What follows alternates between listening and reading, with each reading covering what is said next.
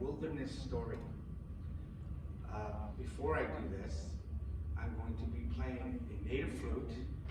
And when someone plays a flute, or someone's giving a flute, when you play the flute, it has the elements in it, life. The sounds of the birds, the animals, the wind, the fire, the earth, the water. So when anybody plays the native flute, these sounds resonate into the wilderness. And so I'm going to just put an example here.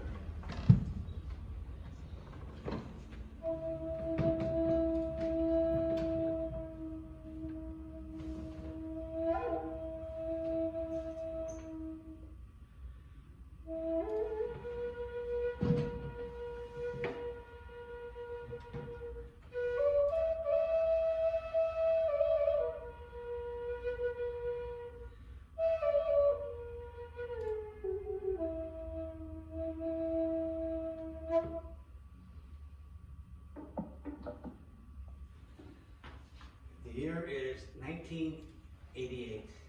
I was a younger man at that time. I went to a local club and I had the Mach 1 bow recurve. And I was so proud because I spent some money on it. I had to work to get this bow. And I entered the archery club in a world that I wasn't really used to. I used to shoot by myself in the forest, but now I went to a club and it was like a step up to shoot with other shooters, you know. And by that time, I learned how to tune a bow. I learned how to make my own arrows, flex my own arrows. And so I'd make my own arrows and go to the club and tell people, oh, I can make arrows. And some people would order arrows off me and I'd make them for them. And started to build a name as an archery shooter. There were some older guys that would, you know, there would be coffee and we'd sit around and talking about stories, and I hear all these hunting stories, and I'm like, wow, you know, I mean, hunting off the farmland, off the farm, but hunting in the Rocky Mountains with legit hunters and archery hunters. And they would say, oh, these guys come in, oh, these guys are the best shooters. And I said, well, maybe I should Robin Hood somebody's arrow. And they start laughing. I get up there and they Robin Hood their arrows, and then nobody wanted to shoot with me because they had to get arrows made, right? So they go, Mike, you're a really good shot. Would you like to come out for up in the mountains? And we go there and we spend 10 days. And I said, yeah, I'd love to. What do I need? He said, just bring your bow, bring your gear for, you know, -20, and we got the rest. I go, really? He goes, yeah, bring arrows. I said, okay, I got it. So we get a time, it was like a Thursday, and it's snowing, and so I'm driving. I start from Calgary and get on the highway, and I'm driving, and I'm just thinking, like, wow, what's this gonna be like? And I'm passing through all the passages, and I see all the mountains. You can see, you know, elk, and you can see, you know, grizzlies, and I'm thinking, wow, I'm actually going with some of the greatest hunters in Alberta. These guys were like master hunters. And so I get to this area and they tell me, oh, go by a husky. When you go to the husky, go behind the husky, take this trail, and you'll find us. And so I do this, and I all of a sudden I see this camp, and there's this big white tent, a miner's tent. And I've never seen anything like it. And, you know, army tents are different. This is a miner's tent. And I see smoke coming out of it, you know, and I think, wow, I'm excited. You know, I think, wow, I've been invited to a sacred hunt. You know, this is not something that I've ever even been invited to. So I come out, they come out and they greet me, Mike, hey, good to see you, you know, come on in, but, you know, bring my bag. So there's a cot over there. And the miner's tent was probably from that wall to that wall, and probably about like the stakes, maybe a little bit smaller. So I walk in, put my cot there, and I look around the room, and over there I see a pot-belly stove, and I see some wood piled up there. I think, wow, these guys really, they know what they're doing. And then I see over there, there's some venison, You know, they went and got a deer, put some venison, they're cooking the venison. They got stuff hung up on the outside. And I'm thinking, man, you guys don't waste any time. I'm thinking, and he said, well, we got a treat for you, Blake. So I'm there, and he goes, but we got to go in backwards now. So we're going in, and it's between Bath, Alberta, and Canmore, okay? And the two locked together.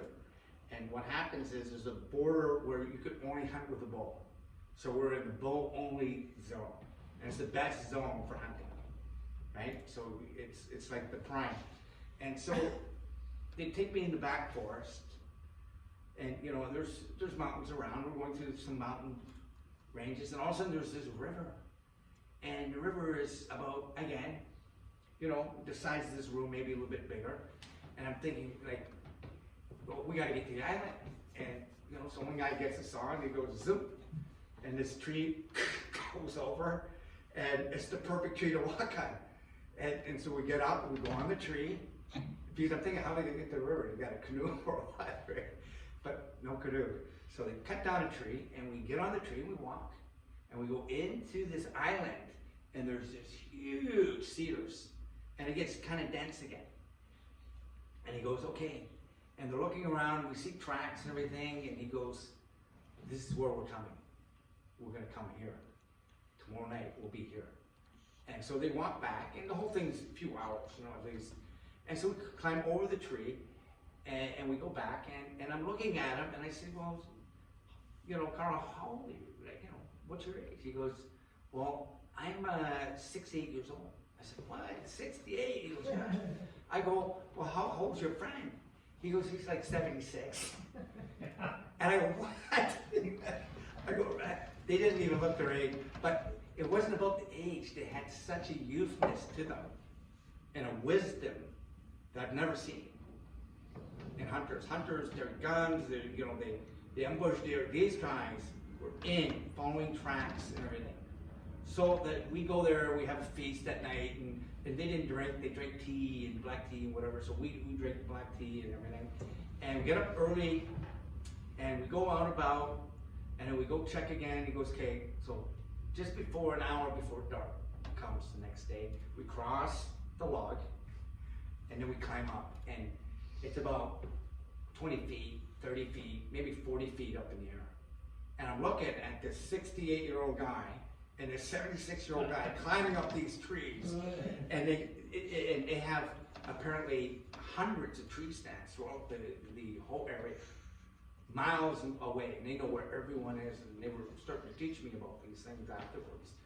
And so he said, make sure you do not carry your bow with you and your arrows. Make sure that, you know, when you climb this, it's very dangerous. People fall and get an arrow right through their leg, and you know, we don't want to have an accident here. I go, okay. And so they have a string, they hook it onto the bow, and hook your gear, you climb up, you pull the string up, right? And you put your bow down, and you set up. And so one hunter is facing this way, watching this area. The other hunter is facing this way, watching that area. And I was faced this way. And we're about, maybe, I would say 20 yards.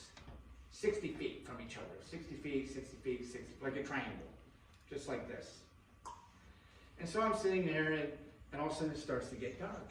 And it's snowing a little bit, and thing. It's, well, mine is 15, you know. For us, it's not a big deal, but it can be cold if you don't know what you're doing. And you're up there for an hour, so we're sitting there, and I'm looking, I'm going, I can't believe these guys will be sitting up there. About 20 minutes before dark, I smelled a pipe. Tobacco or something, and I smelled it, and I went, oh, you know, the elk, they're hunting elk. That elk will smell that, right? I asked them about it before, after, right? But I said, you shouldn't have done that. That elk, you know, they're going to smell it. So we're sitting there, and it's getting darker and darker, and I'm not seeing anything. So I'm kind of like peeking this way, peeking that way, and then it just starts to get darker, and I, in the Army, when I was in the Army, we learned tricks about, if we're staring, you can't see, but if you close your eyes for a few seconds and open them, anything new that the brain didn't see will pick it up right away. So people can move around, you don't see them, but if you close your eyes and open them, you'll see it. So I remember this technique, and I'm sitting there and I'm going, I can't believe there's nothing. So I go like this, close my eyes, and I open them up, and I kind of look out, nothing. So I do it again, and I go over this area and I close my eyes because I felt something, but I didn't know what it was. You know, I felt something and I just didn't know what it was. So I said, close my eyes. Maybe it's a bird, maybe it's something. So I closed my eyes and I opened them again, and there's an elk. I couldn't believe it. And this thing, I mean, the elks are like huge, just gigantic. And I'm sitting there with my pipe bowl. So there's the greatest hunter there is there, and I'm over here in my tree stand, and there's the elk goes over here. And I have my bow, and now I see it, and I go, wow, can't believe it. And it's getting darker. I can make the shot, and I'm saying to myself, he smoked just earlier, he picked it up, because the idea was it to come like one of the trails, right? Most likely would have been theirs, the best spot, right? And all of a sudden, here he is there, and I'm looking. I can take the shot. But it was such a beautiful animal. I looked at it and I said, wow, you just got by two of the greatest hunters, and they kill lots of them. They have no problems shooting it up and eating it. And I, in my mind, it was such a great moment for the elk, but I got it. And I looked at it and I went like this. I looked at it looked at me and went like this, and this is a true story. And the elk, he's looking at me and he's walking like this. And this is an economy. He just stood at me like this. And when I went like this, he went like this. And he saw the guy there, right? And he looked back at me like this, right? And I just looked at him, and I just nodded my head like this, and the elk went like this. And he just slowed, and the snow, you could hear, you know, when you're stepping in the snow, you can hear, he didn't make a sound. 1,000-pound, 2,000-pound animal. And he went like this. And he looked at me like this, just checking. And he went like this, and then he went like this. And I said to myself, I go, they're going to hate me if I tell them this story. So I could not tell them that I saw an elk walk by. And they were going to say, why didn't you shoot it? That's what we're there for. So I didn't tell them. We get off the train, he goes, I can't believe it, no elk. I was sure, I've been reading the signs, there had been an elk. We'll go back in the morning. So we're drinking tea and we're eating our food. And the next morning we get up and we go back. He goes through the whole area and he goes, look at this. Look at it. He goes, this elk went right between us, went around you, and it went 40 feet that way, and he laid down there. We walked by it. And I said, no way, I can't believe it, right? I said, maybe he did it after we left, right? And he goes, oh man, you know. So, anyways, that's a great moment, and I've had a lot of these great moments because I usually will hunt deer.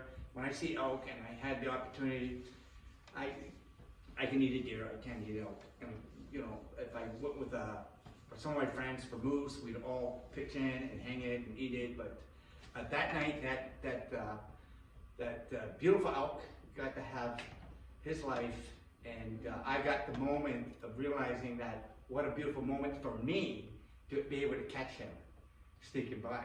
You know? So that's the end of my story. Thank you for listening.